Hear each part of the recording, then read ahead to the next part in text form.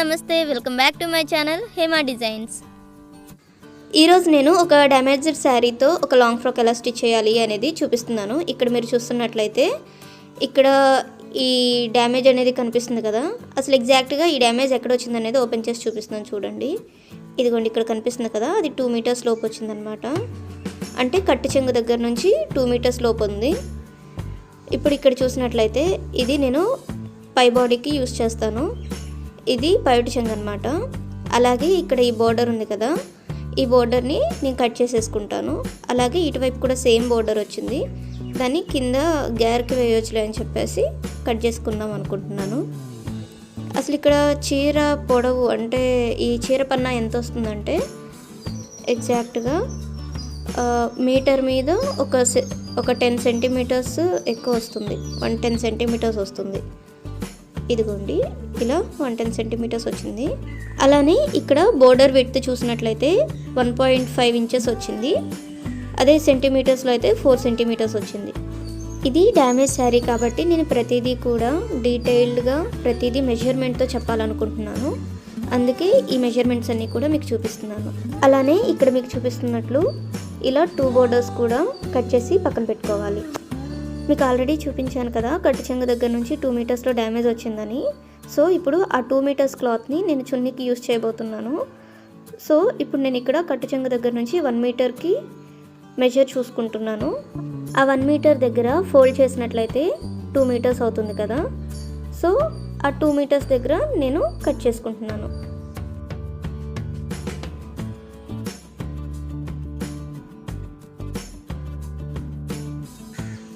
ఇక్కడ చూస్తున్నట్లయితే మీకు ఆల్రెడీ డ్యామేజ్ కనిపిస్తుంది కదా, ఇది నేను ఇప్పుడు కట్ చేయబోయే 2 మీటర్స్లోనే ఉంది. సో ఇది ఇక్కడికి 2 మీటర్స్ అయిందనమాట.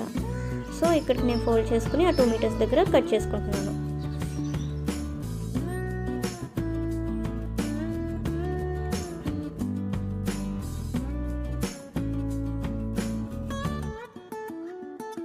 ఇప్పుడు కట్ చేసుకున్న ఆ 2 మీటర్స్ క్లాత్ని మళ్ళీ హాఫ్కి ఫోల్డ్ చేశాను. ఫోల్డ్ చేస్తే కరెక్ట్గా మీటర్కి ఫోల్డ్ అవుతుంది కదా. ఇప్పుడు దాన్ని నిలువుకి కట్ చేస్తున్నాను. అంటే డ్యామేజ్ కింద పార్ట్లో ఉంది, సో పై పార్ట్ని చున్నీగా యూజ్ చేస్తున్నాను. ఇక్కడ పల్లోని సెపరేట్ చేసుకుంటున్నాను, ఎందుకంటే దాన్ని పై బాడీకి యూజ్ చేద్దాం అనుకుంటున్నాను కాబట్టి దాన్ని పల్లోకి సెపరేట్ చేశాను. ఇక్కడ పల్లో చూసినట్లయితే కరెక్ట్గా 1/2 మీటర్ ఉందన్నమాట. ఇక్కడ ఈ ప్లెయిన్ ఉంది కదా, దాన్ని నేను బాడీకి యూజ్ చేయను, అందుకే ఇక్కడ మీకు 1/2 మీటర్ అనే చూపించాను. ఇక్కడ చున్నీ మెజర్మెంట్ చూసినట్లయితే ఇదిగోండి ఇక్కడ ఎగ్జాక్ట్గా 1 మీటర్ ఉంది. అది ఆల్రెడీ ఫోల్డింగ్లో ఉంది కాబట్టి 2 లేయర్స్ ఉన్నాయి. సో మొత్తం 2 మీటర్స్ అన్నమాట. అదేవిధంగా ఇక రిమైనింగ్ క్లాత్ ఏదైతే ఉందో దాన్ని అంబ్రెల్లాకి యూజ్ చేస్తున్నాను. ఇక్కడ మొత్తం కూడా 4 లేయర్స్లో ఉంది. ఇక్కడ మెజర్మెంట్ చూసినట్లయితే 75 సెంటీమీటర్స్ వచ్చింది. అంటే 75 × 4 లేయర్స్ మొత్తం 3 మీటర్స్ వచ్చింది. సో ఇక్కడ మీకు చూసినట్లయితే శారీ మొత్తం 5.5 మీటర్స్. 1/2 మీటర్ బాడీ పార్ట్కి, 3 మీటర్స్ ఏమో కింద స్కర్ట్కి, అలాగే 2 మీటర్స్ చున్నీకి ఎగ్జాక్ట్గా సరిపోయినాయి. ఇక్కడ బాడీ పార్ట్ కింద తీసుకున్న క్లాత్ని 2 ఫోల్డ్స్ వేసుకోవాలి. ఇక్కడ ఫోల్డెడ్ సైడ్ నుంచి 2 ఇంచెస్ నెక్కి మార్క్ చేసుకుంటున్నాను. అలాగే 2.5 ఇంచెస్ షోల్డర్కి మార్క్ చేసుకుంటున్నాను. సో మొత్తం 5.5 ఇంచెస్ అనమాట. అలాగే పొడవు వచ్చేసి 13.5 తీసుకున్నాను. దానికి ఎక్స్ట్రా 1.5 ఖర్చు ఇచ్చాను అనమాట. అంటే క్లాత్ పీస్ వస్తుందని చెప్పేసి నేను కాస్త ఎక్స్ట్రా ఇచ్చాను. 1 ఇంచ్ ఇస్తే సరిపోతుంది. అలాగే ఇక్కడ టోటల్ షోల్డర్ 5.5 కాబట్టి ఆర్మ్ హోల్ కూడా 5.5 తీసుకున్నాను.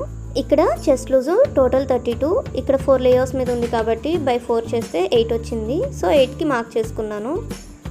అదేవిధంగా ఇక్కడ ఆర్మ్ హోల్ గీయడానికి ఒక బాక్స్ షేప్ డ్రా చేసుకున్నాను. ఇక్కడ నడుము లూజ్ చూసినట్లయితే 28, బై 4 చేస్తే 7 వచ్చింది. అలాగే ఖర్చుకి ఇంకో 2 ఇంచెస్ ఎక్స్ట్రా మార్క్ చేసుకున్నాను. ఇప్పుడు చెస్ట్ లూజు అదేవిధంగా నడుము లూజు 2 కలిపి జాయిన్ చేసుకుంటున్నాను. ఇక్కడ మీరు గమనించవలసింది ఏంటంటే ఇది చీర పన్నా కాబట్టి 1/2 మీటర్ అయితే సరిపోయింది. అదే వేరే క్లాత్ తీసుకునేటట్లయితే 80 సెంటీమీటర్లు ఖచ్చితంగా తీసుకోవాలండి, లేదంటే కనుక ఇలా వేయటానికి కుదరదు. అలాగే ఇక్కడ నేను బాడీ పొడవు కూడా డ్రా చేసుకున్నాను. ఇక్కడ ఈ కార్నర్ నుంచి ఒక 1/2 ఇంచ్ లోపలికి పెట్టి ఆర్మ్ హోల్ కర్వ్ అనేది డ్రా చేసుకోవాలి. ఇప్పుడు నేను డ్రా చేసుకున్నవన్నీ కూడా కట్ చేసేస్తున్నాను. ఇక్కడ ఇది ఓపెన్ చేసి చూస్తే ఏ విధంగా ఉంటుందనేది ఒకసారి చూడండి. ఇదిగోండి ఇలా కనిపిస్తుంది కదా. ఇప్పుడు రెండు కూడా నేను సెపరేట్ చేసుకుని విడివిడిగా నెక్స్ కట్ చేస్తాను.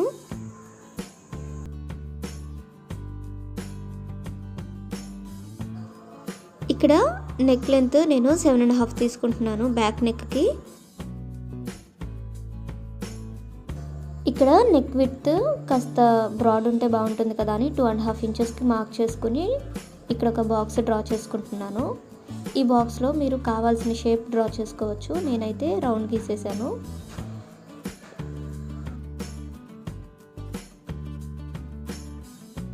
ఇక్కడ ఫ్రంట్ భాగం చూసినట్లయితే ఇక్కడ నేను నెక్కి 6 ఇంచెస్ మార్క్ చేసుకుంటున్నాను.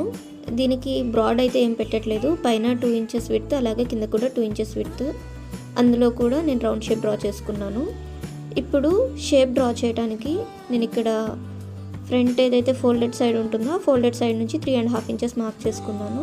అలాగే ఆర్మ్ హోల్ కార్నర్ దగ్గర నుంచి మార్క్ చేసుకున్న దగ్గర వరకు ఒక లైన్ డ్రా చేసుకుని కింద కూడా 3.5 ఇంచెస్ విడ్త్తో నేను మార్క్ చేసుకున్నాను. ఇక్కడ మనకి షేప్ డ్రా చేయాలి అనేటప్పుడు కింద ఒక 1 ఇంచ్ విడ్త్తో ఒక మార్క్ చేసుకుని ఇప్పుడు అందులో ఒక చిన్న కర్వ్ షేప్తో డ్రా చేసుకోవాలి. ఇక్కడ చూపిస్తున్న విధంగా. మీకు ఖర్చు సరిపోవట్లేదు అనుకుంటే కనుక ఈ ప్రిన్సెస్ కట్ అనేది అవాయిడ్ చేసేయండి. ఎందుకంటే పన్నా సరిపోవట్లేదు కాబట్టి ఖర్చు ఎక్కువ రాదు.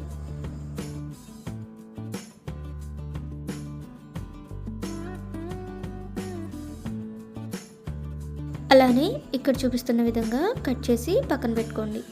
ఇప్పుడు ఏమైతే కట్ చేసామో వాటన్నిటికీ కూడా లైనింగ్స్ తీసుకోవాలి అదే షేప్తో. ఇక్కడ నేను అన్నిటికీ కూడా లైనింగ్స్ కట్ చేసేసుకున్నాను. సేమ్ ఇక్కడ చూస్తున్నట్లయితే ప్రతి పార్ట్కి కూడా నేను లైనింగ్స్ కట్ చేసి తీసుకున్నాను. అది కూడా కట్ చేయటం పెడితే వీడియోలో ఎంత ఎక్కువ అవుతుందని చెప్పేసి నేను అది చూపించలేదు. ఇదిగోండి ఈ విధంగా కట్ చేసుకోవాలి.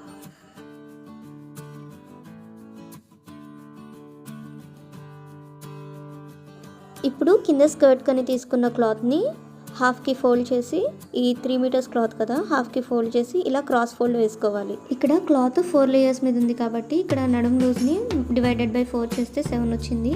కానీ ఇక్కడ నేను 8కి మార్క్ చేసుకుంటున్నాను. 1 ఇంచ్ ఖర్చు కని పెట్టుకుంటున్నాను. అదేవిధంగా ఈ కార్నర్ నుంచి మార్క్ చేసుకున్నంత వరకు ఎంత ఉందో మెజర్ చూసుకుని రెండు పక్కల కూడా ఈక్వల్గా వచ్చేటట్లు పెట్టుకున్నాను అనమాట. అదేవిధంగా సెంటర్ కూడా మనకి రౌండ్ తిరగాలి కాబట్టి ఇక్కడ ఈ కార్నర్ నుంచి మనకి 11 వచ్చింది కదా ఆల్రెడీ. సో ఇప్పుడు సెంటర్ కూడా 11కి మార్క్ చేసుకున్నాను.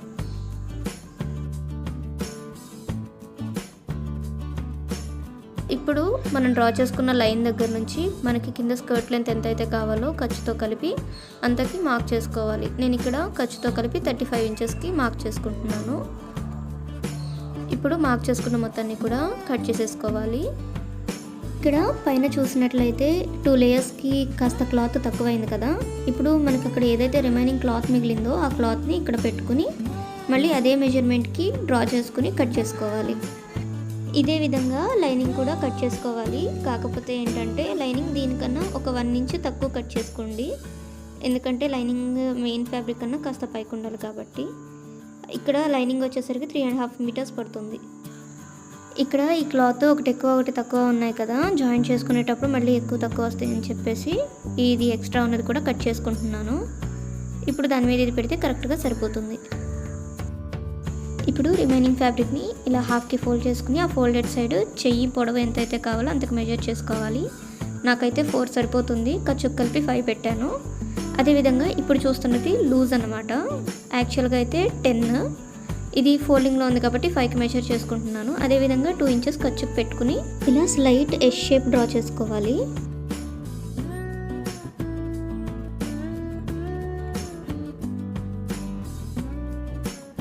అలానే సెకండ్ స్లీవ్ కట్ చేసుకోవడానికి కూడా ఇలా కట్ చేసుకున్న స్లీవ్ని మెయిన్ ఫ్యాబ్రిక్ మీద పెట్టి ఇంకో స్లీవ్ కూడా కట్ చేసుకున్నాను. అదేవిధంగా లైనింగ్ని ఇక్కడ 2 చేతులకి సరిపడా ఫోల్డ్ చేసుకుని కట్ చేసుకుంటున్నాను. ఇక్కడ చూసినట్లయితే 2 స్లీవ్స్ కూడా లైనింగ్తో సహా మొత్తం రెడీ అయిపోయింది కదా. కట్ చేసుకున్న బాడీ పార్ట్స్ అన్నీ కూడా ఒక లాంగ్ స్టిచ్ మీద స్టిచ్ చేసి పక్కన పెట్టుకోండి. ఇప్పటికే వీడియో లెంత్ చాలా ఎక్కువ అవుతుందని చెప్పేసి cutting video, stitching video 2 parts చేశాను.